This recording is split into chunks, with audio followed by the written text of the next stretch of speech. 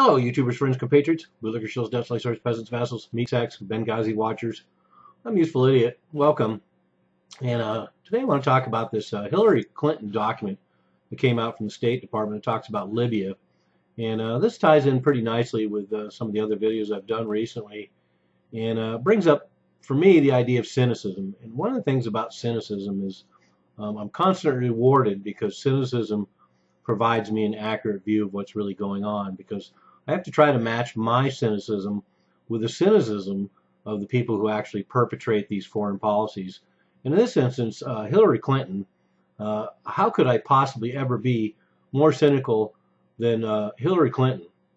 Because not only is she infamous, of course, for talking about the Libya intervention and joking about "we came, we conquered, he died," and laughing hideously about it, but not only that, but as it turns out, when you look at the documents about the reality of the intervention in Libya, it becomes all the more despicably cynical and a glimpse of the reality.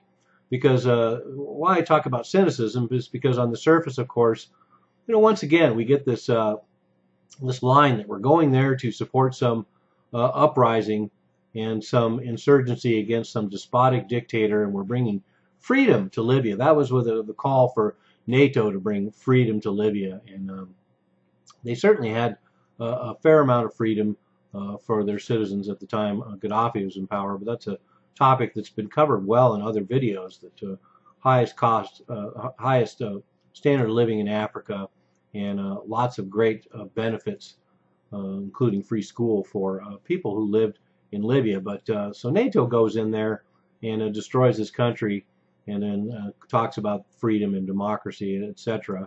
And as I talked about earlier too, it's all the more relevant as we come around full circle now, and we find NATO reintervening in Libya now as we speak.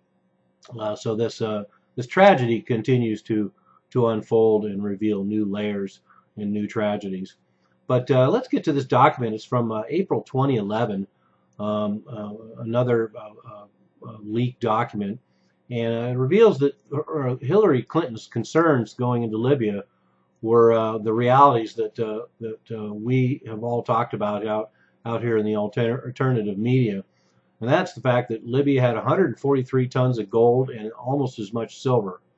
So what do you think U.S. foreign policy is thinking about when Hillary Clinton is the head of the State Department? We have an intervention in Libya under NATO, and she's spelling out her concerns about 143 tons of gold and silver, which of course ended up being confiscated. And so easy money for the Western powers and NATO to just go in there and take all that gold and silver. And they also mentioned the fact, the threat.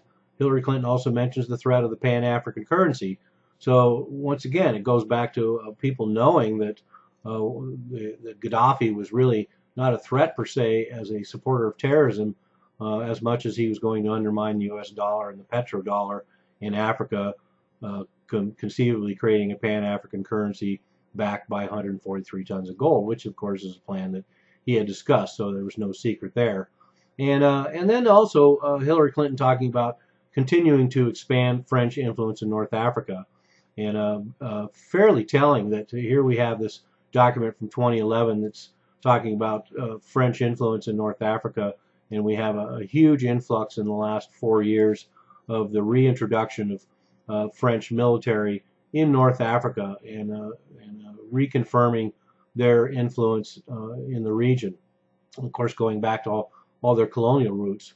And so once again, telling that they're not talking about bringing freedom and democracy to Libya.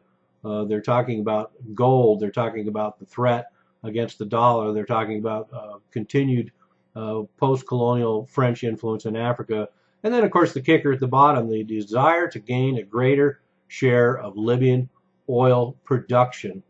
So, now we're really getting somewhere. Here's this common thread that we see in one hot spot after another. And so the oil that Libya was providing for Europe already under Gaddafi apparently was not enough, and there was a desire to gain a greater share of Libyan oil production. So they don't mind dismantling some of these countries in North Africa and the Middle East in order to get this oil share thing going, and Libya is no exception. So there we have it. Once again, a small document, a relatively small story, but what it reveals is pretty huge, and that's just the reality of what the Libya intervention was all about. Hillary knew it was about all along. This proves what the U.S. government and NATO objectives were, and all this drum beating and patriotic fervor and all this horseshit that's out in the media, and all the politicians and all these world leaders and all these NATO leaders is enough to make somebody sick when you realize the reality of what is behind these conflicts. I'm a useful idiot. Don't you be one too.